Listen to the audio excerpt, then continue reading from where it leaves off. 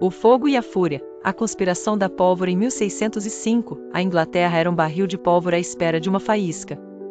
Sob o reinado do rei James I, a tensão entre católicos e protestantes era palpável, uma herança amarga de décadas de perseguição e conflitos religiosos. Os católicos, outrora figuras de poder e influência, viam-se agora marginalizados, suas igrejas e práticas suprimidas. No coração dessa trama, um homem, Robert Catesby. Um cavalheiro de Warwickshire, carismático e fervorosamente católico, Catesby sentia-se traído pelas promessas não cumpridas do rei. Para ele, a paciência havia se esgotado, a única solução era radical. Catesby sonhava em restabelecer o catolicismo na Inglaterra, e para isso, ele concebeu um plano que chocaria o mundo e mudaria o curso da história: explodir o parlamento durante a abertura de Estado, aniquilando o rei, a família real e toda a elite protestante que governava o país. Catesby não estava sozinho.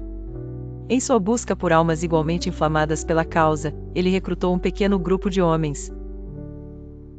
A discrição era a alma do negócio, e o juramento de segredo, sacramentado com a Eucaristia, selava o destino de cada um.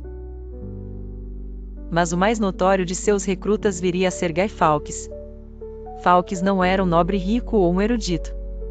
Ele era um veterano de guerra, um mercenário inglês que havia lutado pela Espanha católica nos Países Baixos. Sua experiência com explosivos e sua identidade relativamente desconhecida na Inglaterra o tornavam um candidato ideal para a tarefa mais perigosa: acender o pavio. Catesby o encontrou no continente e o trouxe de volta à Inglaterra com um propósito sombrio.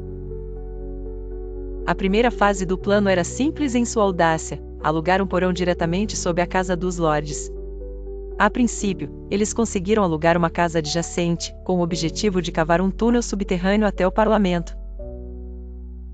Mas o destino, ou talvez a providência, sorriu para eles de uma forma macabra. Em meados de 1605, um golpe de sorte, ou azar, dependendo do ponto de vista, o porão diretamente sob a Câmara dos Lordes ficou vago. O porão, úmido e empoeirado, era o lugar perfeito para seus propósitos nefastos.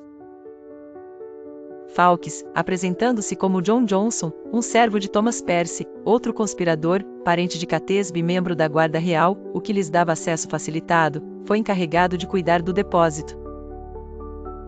Lentamente, e sob o véu da escuridão, os conspiradores começaram a transportar os barris de pólvora para o porão.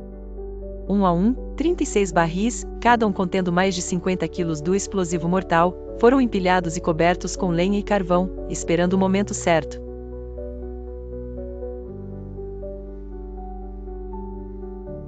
Os meses se arrastaram, e a ansiedade dos conspiradores crescia. A pressão do segredo era insuportável. Apesar do juramento, a trama era grande demais, e o risco de traição espreitava em cada sombra. O dilema moral também atormentava alguns: haveria católicos inocentes no parlamento no dia da explosão. Como avisá-los sem revelar o plano?